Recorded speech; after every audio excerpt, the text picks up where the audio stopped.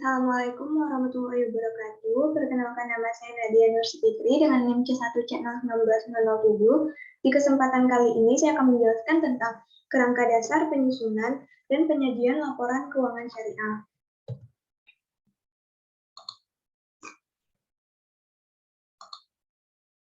Kerangka dasar penyusunan dan penyajian laporan keuangan syariah. Yang pertama yaitu ada tujuan kerangka dasar, yaitu penyusunan standar akuntansi keuangan syariah dalam pelaksanaan tugasnya.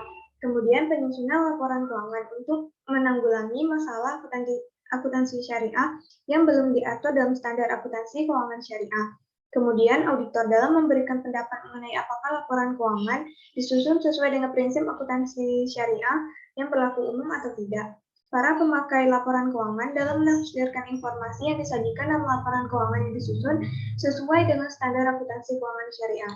Kemudian di sini yang kedua ada pemakai dan kebutuhan informasi, yaitu investor sekarang dan investor potensial.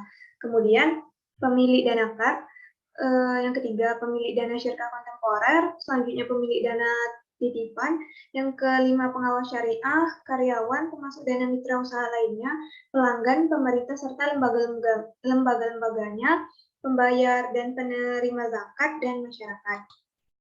Kemudian yang ketiga yaitu paradigma transaksi syariah. Transaksi syariah didasarkan pada paradigma dasar bahwa alam semesta diciptakan oleh Tuhan sebagai amanah atau kepercayaan ilahi dan sarana kebahagiaan hidup bagi seluruh manusia untuk mencapai kesejahteraan hakiki secara material dan spiritual. Kemudian yang keempat ada asas transaksi syariah. Di sini sudah dijelaskan beberapa asas, yaitu yang pertama ada persaudaraan atau ukhuwah, yang kedua keadilan, yang ketiga kemaslahatan, yang keempat keseimbangan, dan yang kelima universalisme. Kemudian di sini yang kelima yaitu ada karakteristik transaksi syariah. Yang pertama, transaksi syariah hanya dilakukan berdasarkan prinsip saling paham dan saling ridho. Kemudian yang kedua, prinsip kebebasan bertransaksi diakui sepanjang objek yang halal dan baik. Kemudian yang ketiga, uang hanya berfungsi sebagai alat tukar dan satuan pengukur nilai bukan komoditas. Yang keempat, tidak mengandung unsur riba. Yang kelima, tidak mengandung unsur kezaliman. Yang keenam, tidak mengandung unsur maisir. Yang ketujuh, tidak mengandung unsur garar. Yang kedelapan, tidak mengandung unsur haram. Kemudian yang didapat dalam kegiatan usaha terkait dengan risiko yang melekat pada kegiatan usaha. Kemudian tidak diperkenankan menggunakan standar ganda harga untuk satu akad, serta tidak menggunakan dua transaksi bersamaan yang berkaitan dalam satu akad. Kemudian tidak ada distorsi harga melalui rekayasa permintaan maupun melalui rekayasa penawaran. Kemudian tidak mengandung unsur kolusi dengan suap-menyuap. Kemudian yang keenam, yaitu tujuan laporan keuangan. Tujuan utama laporan keuangan adalah untuk menyediakan informasi menyangkut posisi keuangan, kinerja, serta perubahan posisi keuangan suatu entitas syariah yang bermanfaat bagi sejumlah besar pemakai dalam pengambilan keputusan ekonomi. Kemudian yang ketujuh yaitu bentuk laporan keuangan. Yang pertama, posisi keuangan entitas syariah. Kemudian yang kedua, informasi kinerja entitas syariah. Yang ketiga, informasi perubahan posisi keuangan. Yang keempat, informasi lain seperti laporan penjelasan tentang pemenuhan fungsi sosial entitas syariah. Dan yang kelima, catatan dan skedul tambahan. Kemudian di sini yang kedelapan ada asumsi dasar. Yang pertama, dasar akrual, yaitu laporan keuangan disajikan atas dasar akrual. Maksudnya bahwa pengaruh transaksi dan peristiwa lain diakui pada saat kejadian dan diungkapkan dalam catatan akuntansi serta dilaporkan dalam laporan keuangan pada periode yang bersangkutan. Kemudian asumsi yang kedua yaitu kelangsungan usaha. Laporan keuangan biasanya disusun atas dasar asumsi kelangsungan usaha entitas syariah yang akan melanjutkan usahanya di masa depan.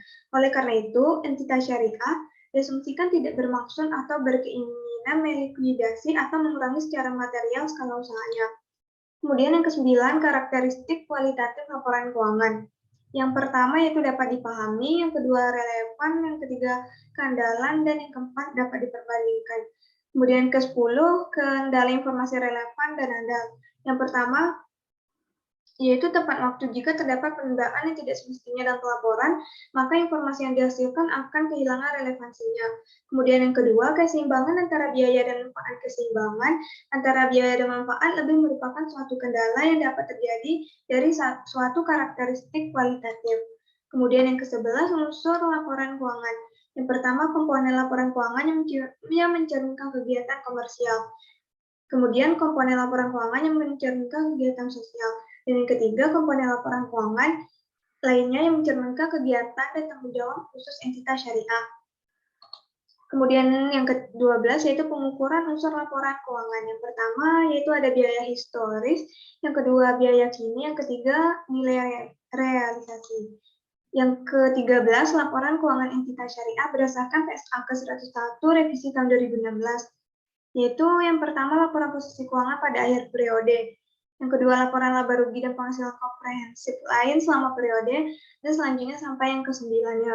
Kemudian yang ke-14 itu laporan keuangan bank syariah berdasarkan PSAK 101 revisi 2016. Yaitu di sini terdiri atas yang pertama laporan posisi keuangan atau neraca, laporan laba rugi dan penghasilan komprehensif lain, yang ketiga laporan perubahan ekuitas, yang keempat laporan arus kas, yang kelima laporan rekonsiliasi pendapatan dan bagi hasil, kemudian yang keenam laporan sumber dan penggunaan dana zakat, yang ketujuh, laporan sumber dan penggunaan dana kebajikan dan catatan atas laporan keuangan.